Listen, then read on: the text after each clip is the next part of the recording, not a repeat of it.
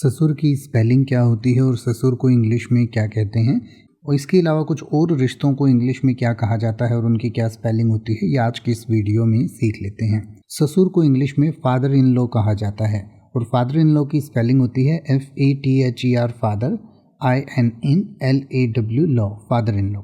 यानी कि आपके पति या पत्नी के जो पिताजी होते हैं वो आपके ससुर होते हैं और ससुर को इंग्लिश में फादर इन लॉ कहा जाता है। सास को इंग्लिश में मदर इन लॉ कहते हैं। ननद को इंग्लिश में सिस्टर इन लॉ कहा जाता है।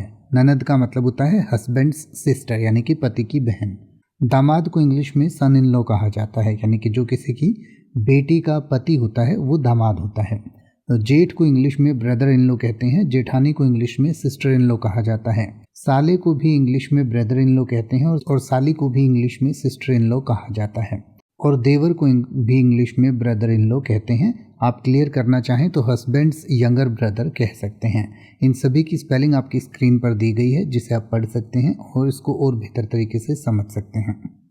अब आप किसी भी वर्ड का मतलब हिंदी और इंग्लिश में YouTube पर सर्च कर सकते हैं। आपको मेरी वीडियो मिल जाएगी जिसमें आप बिना किसी फालतू बकवास के सीधा उस वर्ड का मतलब समझ पाएंगे। तो ऐसी ही वीडियोस को देखते रहने के लिए चैनल को सब्सक्राइब करें और बेल आइकन को प्रेस करें।